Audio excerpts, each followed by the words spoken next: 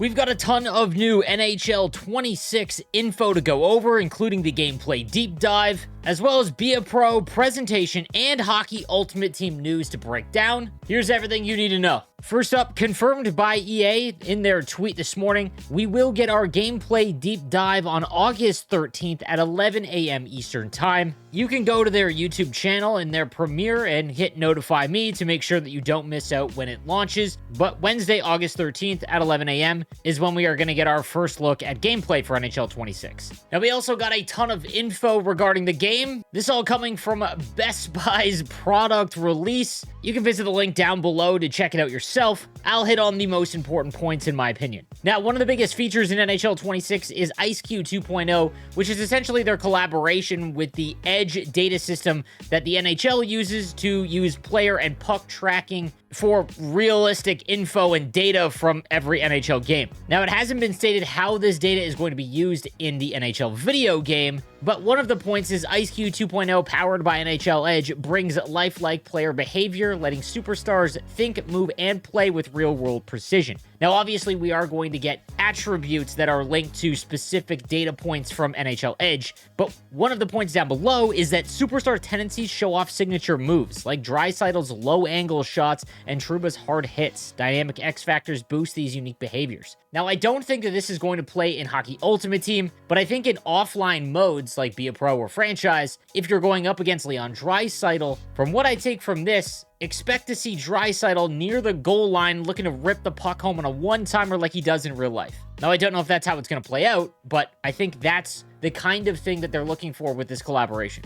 Be A Pro, obviously getting a total overhaul. The release states that Be A Pro mode lets you rise from rookie to superstar through new storylines, characters, challenges, impactful choices, and voice-acted cutscenes. I gotta be honest with you, every single Be A Pro type mode in any sports game, if it doesn't have voice-acted cutscenes or interactions, it loses a ton of immersion. So the fact that we're getting voice-acted cutscenes in Be A Pro, that's honestly awesome to hear. Excited to see how that plays out, and curious to see how they avoid the repetitiveness as we get later on in the career of Be A Pro. It also looks like we're going to be playing from the World Juniors to the draft and feel the emotions of your first big pro game. Big plays, tough interviews, possible returns to the minors, everything shapes your journey to stardom. So it looks like if you really struggle in Be A Pro, there is a possibility that you get sent down to the AHL, which is another nice piece of realism. Now, when it comes to Hockey Ultimate Team, we also got a ton of new info. Let's start with Hut Seasons, offering endless ways to build your team using mechanics like season-specific rules,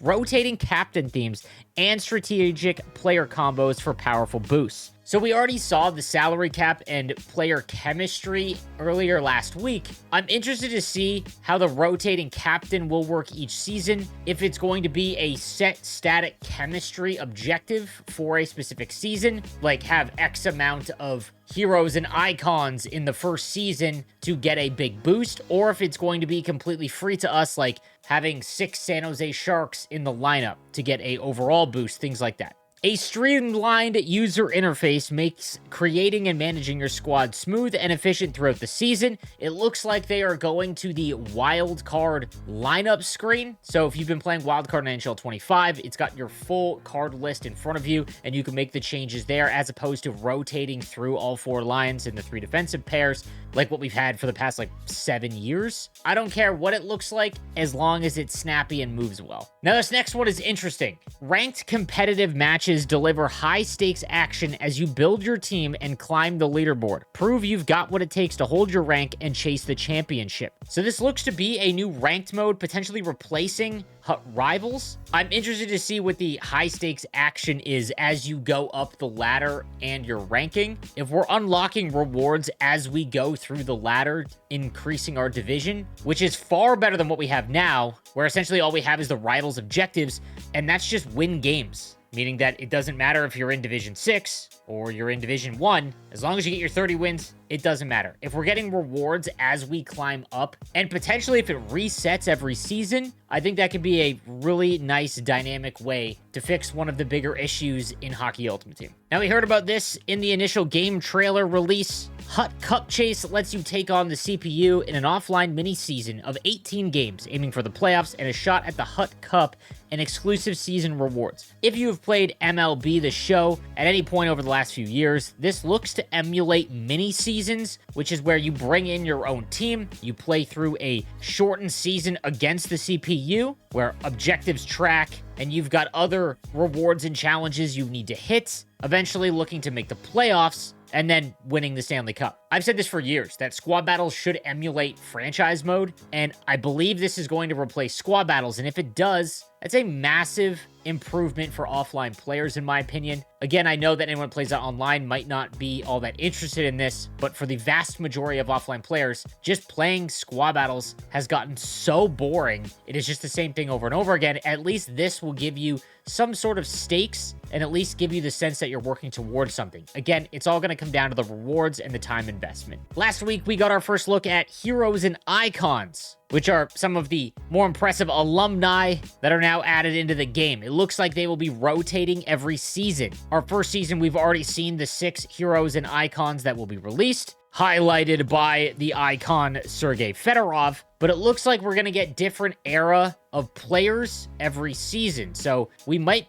get a Jaromir Jagr that is of the Washington Capitals, but later on in the year, we might get a higher overall Pittsburgh Penguins version of Jaromir Jagr. Excited to see what they do with this. It does look like they are eliminating the year-long chase cards. We don't have any info. If we collect all of these icons in a season, do we get a chase card that can last longer than what we've got? Think of this as an icon release that is going to work a lot like an event where you save up some of your collection, work towards things, and get these higher powered cards throughout the season. Again, if they completely get rid of the year-long chase cards, I think that's going to be a loss, but it does appear that they are going to try a different tactic with the icons. Now, the last point I wanted to touch on is the X Factors include 28 powerful abilities across 5 categories, each with unique animations and gameplay effects that create real impact on the ice. X Factors are always going to be subjective in a hotly contested debate as to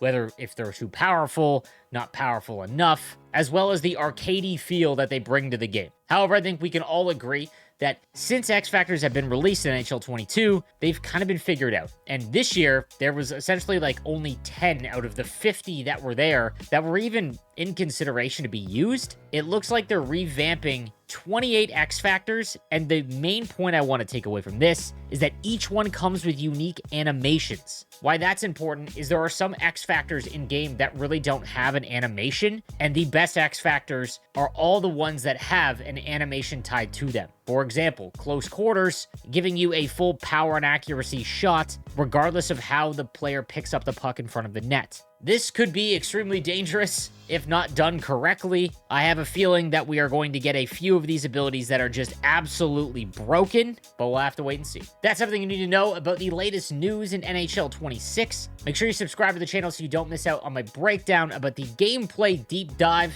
I'll see you guys then.